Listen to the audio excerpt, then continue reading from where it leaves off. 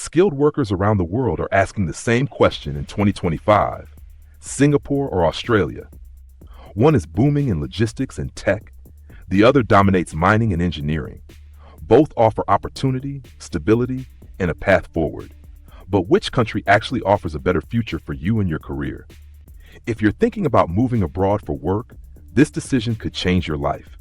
It's not just about salary, it's about visa access, job growth, cost of living, and the long-term lifestyle you want.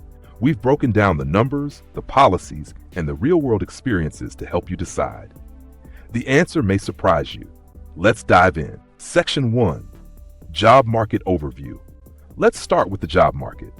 Both Singapore and Australia are growing rapidly, but they are excelling in different areas. In Singapore, the tech and logistics industries are on fire. The country is a global hub for information technology, with major companies like Google, Facebook, and Amazon setting up regional offices. In fact, demand for skilled workers in fields like software development, cybersecurity, and data science is expected to surge by 30% in the next few years. Healthcare is another booming sector, with roles for doctors, nurses, and medical researchers growing fast due to the country's aging population and cutting-edge healthcare system. On the other hand, Australia's job market is largely driven by industries like mining, engineering, and construction. In 2025, Australia is expected to see a high demand for skilled workers in fields like civil engineering, mining engineering, and architecture. The country's mining sector is thriving, especially with the increasing global demand for minerals and energy resources. Jobs related to renewable energy and sustainability are also expanding rapidly, with Australia making major investments in green technology. Both countries are growing, but the sectors that are booming are different. Singapore's focus on tech and healthcare provides a wealth of opportunities for professionals in those fields. Meanwhile, Australia's demand for skilled workers in engineering, mining, and construction makes it the top choice for those with a technical background. For a clearer picture, let's look at some real numbers. According to data from the Singapore Ministry of Manpower, demand for IT professionals has increased by 25% over the last year. Meanwhile, in Australia, the Department of Employment reports that demand for construction workers has risen by 18%, particularly in urban development projects and infrastructure expansion. Both countries have a lot to offer, but the key takeaway here is that the opportunities depend heavily on your field of expertise. If you're a tech or healthcare professional, Singapore is the place to be.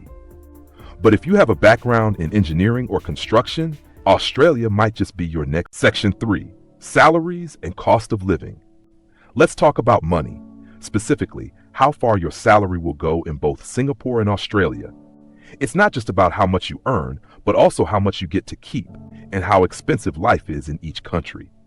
Starting with Singapore, salaries are competitive, but the cost of living can be high, especially when it comes to housing and everyday expenses.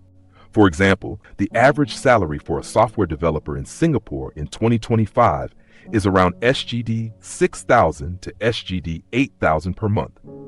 Tech professionals like data scientists and cybersecurity specialists can earn a bit more, especially if they're working for major multinational companies. However, while the salary is good, the cost of living in Singapore can be tough. Rent is one of the biggest expenses. A one-bedroom apartment in the city center can cost anywhere from SGD 2,500 to SGD 4,000 per month, depending on the area. Outside the city center, rents can drop to about SGD 500 to SGD 2,500. The cost of food also adds up quickly. A meal at a mid-range restaurant may cost you around SGD 20 to 30, and groceries for a single person can easily set you back SGD 300 to 400 per month. Now, let's factor in taxes and social benefits. Singapore operates on a progressive tax system, with income tax rates ranging from 0% to 22%, depending on your earnings. However, taxes are relatively low compared to many other developed nations. On the plus side, healthcare is highly efficient and affordable. The government provides strong subsidies for residents, meaning healthcare costs won't eat up your salary as they might in other countries. On the flip side, Australia's salaries tend to be higher, particularly in sectors like engineering, mining, and construction. The average salary for a civil engineer in Australia in 2025 is around EU 80,000 to UD 100,000 per year.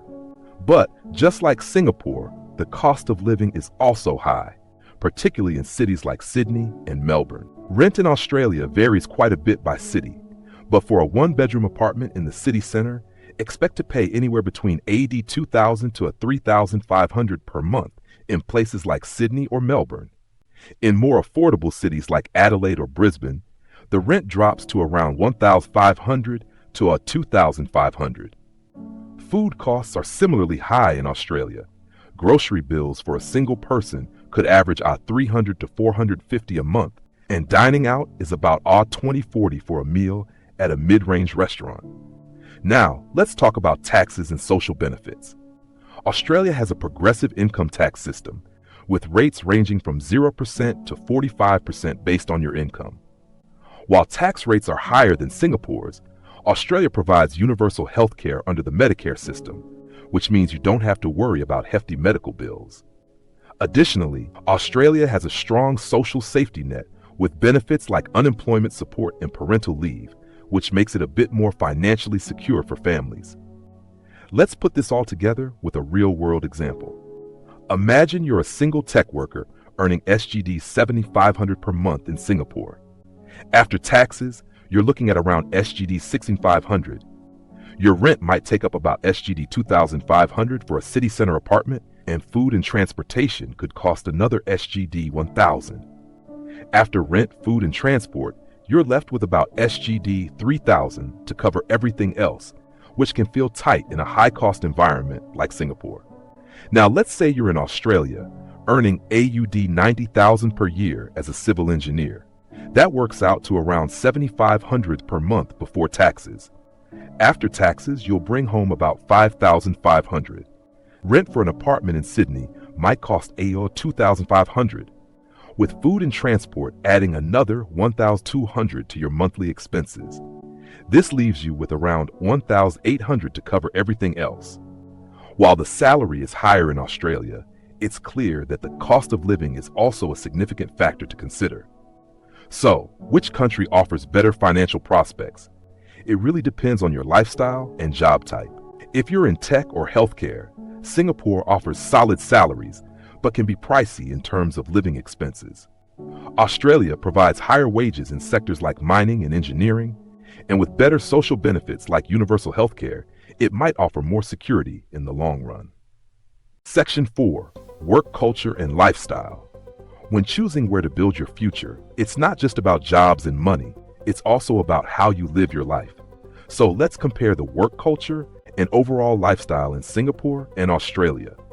In Singapore, the work culture tends to be fast-paced and highly competitive. Long hours are common, especially in industries like finance and tech.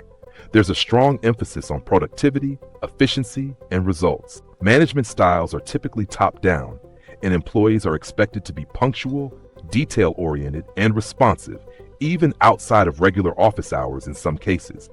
However, this intense work ethic is balanced by Singapore's high levels of safety, world-class infrastructure, and convenience.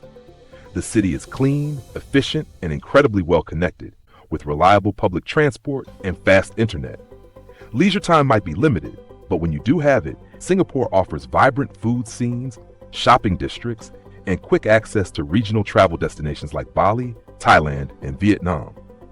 On the other hand, Australia is known for its strong work-life balance. The culture values personal time, and many workplaces encourage flexible schedules, remote work, and generous vacation policies. Australians generally work fewer hours per week compared to Singaporeans, and there's a laid-back approach to office hierarchy and communication, making the workplace feel more relaxed and egalitarian. Outside of work, lifestyle in Australia is often described as one of the best in the world. Expats enjoy access to stunning beaches, national parks, and outdoor activities year-round. Cities like Sydney, Melbourne, and Brisbane offer a blend of urban culture and natural beauty, while also maintaining high standards in healthcare, education, and environmental quality. So if you thrive in a high-performance, career-driven environment with excellent urban infrastructure, Singapore might be your best fit. But if you prioritize work-life balance, outdoor living, and a relaxed culture, Australia could be the ideal place to plant roots. Section 5. Growth potential and long-term security. Now let's talk about your future. Not just your next job, but where your career and life can grow long-term.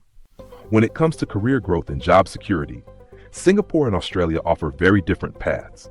Singapore is rapidly becoming a global tech and innovation hub. The government is investing heavily in AI, fintech, biotech, and smart city technologies.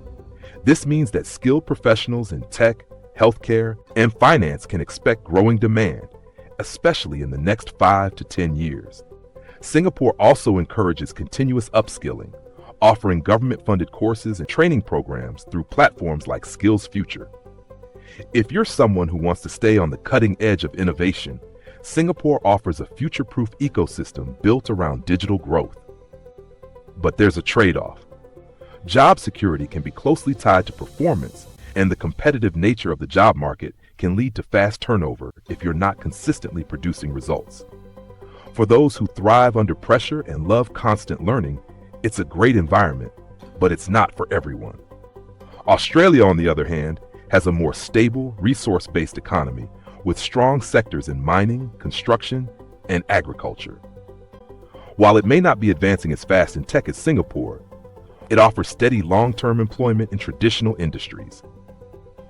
Australia also promotes entrepreneurship, especially in green energy and sustainability sectors, with various government grants and support available for startups and small businesses. In terms of job security, Australia has stronger labor protections, unions, and support systems, making it a safer bet for those who want predictability and long-term planning. It also has strong public education and healthcare systems, which provide additional layers of security for families and individuals planning to stay long-term. So what's the better future? If you're after rapid career growth in a high-tech, innovation-driven environment, Singapore offers huge potential.